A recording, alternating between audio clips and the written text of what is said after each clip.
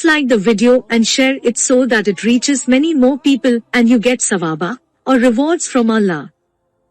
This could be a sawabe jariyah or continuous reward for you long after you are gone.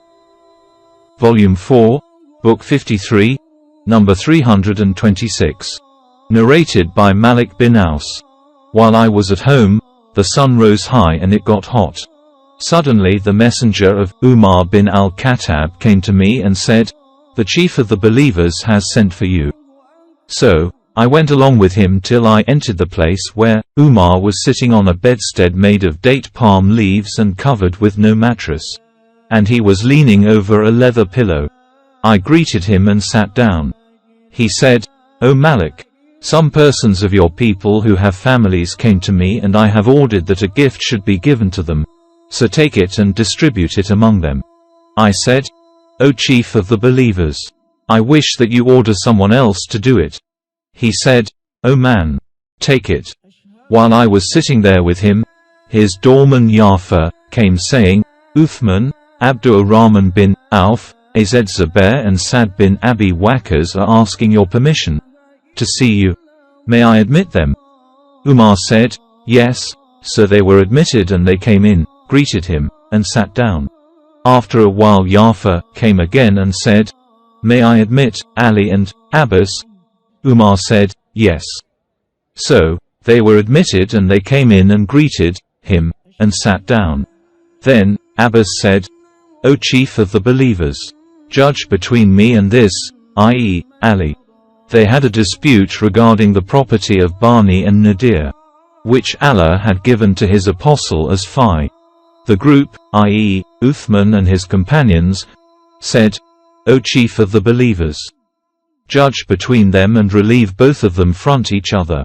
Umar said, "Be patient. I beseech you by Allah by whose permission the heaven and the earth exist.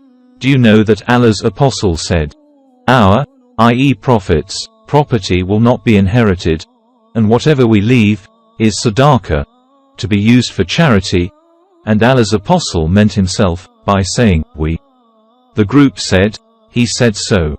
Umar then turned to Ali and Abbas and said, "I beseech you by Allah, do you know that Allah's apostle said so?" They replied, "He said so." Umar then said, "So, I will talk to you about this matter. Allah bestowed on his apostle with a special favor of something of this booty, which he gave to nobody else." Umar then recited the holy verses, what Allah bestowed as booty on his apostle, Muhammad, from them. For this you made no expedition with either cavalry or camelry.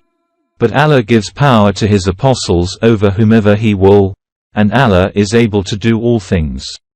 9-6, Umar added, "So this property was especially given to Allah's apostle, but, by Allah, neither did he take possession of it and leave your, nor did he favor himself with it to your exclusion, but he gave it to all of you and distributed it amongst you till this property remained out of it.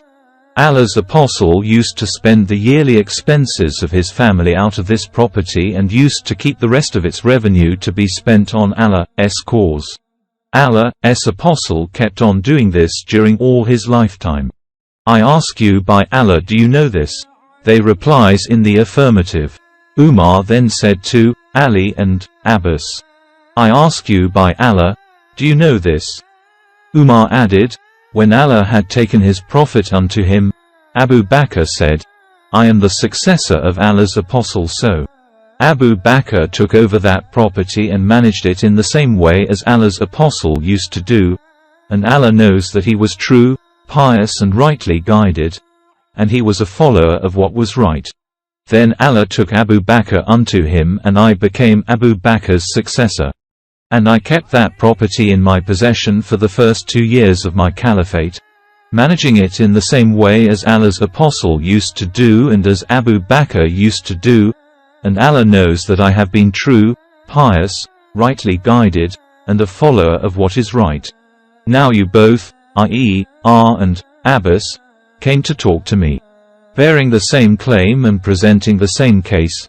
You, Abbas, came to me asking for your share from your nephew's property, and this man, i.e., Ali, came to me asking for his wife's share from her father's property. I told you both that Allah's apostle said, our Prophet's properties are not to be inherited, but what we leave is sadaqah, to be used for charity. When I thought it right that I should hand over this property to you, I said to you, I am ready to hand over this property to you if you wish, on the condition that you would take Allah's pledge and convention that you would manage it in the same way as Allah's apostle used to, and as Abu Bakr used to do, and as I have done since I was in charge of it. So, both of you said to me, hand it over to us, and on that condition I handed it over to you. So, I ask you by Allah, did I hand it over to them on this condition? The group agreed, yes. Then, Umar faced Ali and Abbas saying, I ask you by Allah, did I hand it over to you on this condition? They said, yes. He said, do you want now to give a different decision? By Allah, by whose leave both the heaven and the earth exist, I will never give any decision other than that I have already given. And if you are unable to manage it, then return it to me, and I will do the job on your behalf. Volume 4, Book 53, number 327. Narrated by Ibn Abbas. The delegates of the tribe of Abdul K came and said, O Allah's apostle, we are from the tribe of Rabi'a, and there is the infidels of the tribe of Mudda intervening between you and us, so we cannot come to you except in the sacred months. So please order us some instructions that we may apply it to ourselves. And also invite our people whom we left behind us to observe as well. The Prophet said, I order you to do 4 things, and forbid you to do 4. I order you to believe in Allah, that is, to testify that none has the right to be worshipped but Allah. The Prophet pointed with his hand to offer prayers perfectly, to pay zakat, to fast the month of Ramadan, and to pay the kumus, i.e. 1/5, of the war booty to Allah, and I forbid you to use ad-dubba, and nachir, al-hantam and al-muzaffat, i.e. utensils used for preparing alcoholic drinks. See Hadith number 50, Volume 1. Volume 4, Book 53, number 328. Narrated by Abu Hurairah. Allah's apostle said, my heirs should not take even a single dinar, i.e. anything from my property, and whatever I leave, excluding the expenditure of my wives and my laborers, will be sadaqah, i.e. be used for charity. Volume 4, Book 53, number 329. Narrated by Aisha.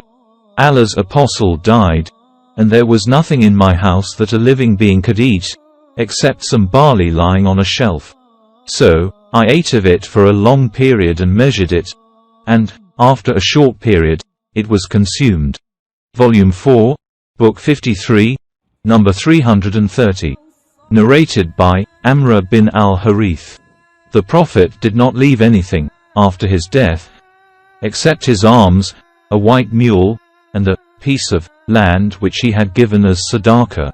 Volume 4, Book 53, number 331. Narrated by Aisha. The wife of the Prophet, when the sickness of Allah's apostle got aggravated, he asked the permission of his wives that he should be treated in my house, and they permitted him. Volume 4, Book 53, number 332. Narrated by Ibn Abu Mulaika. Aisha said, the Prophet died in my house on the day of my turn while he was leaning on my chest closer to my neck, and Allah made my saliva mix with his saliva. Aisha added, Abdurrahman came with a sawak and the Prophet was too weak to use it, so I took it, chewed it and then gave it to him and he cleaned his teeth with it.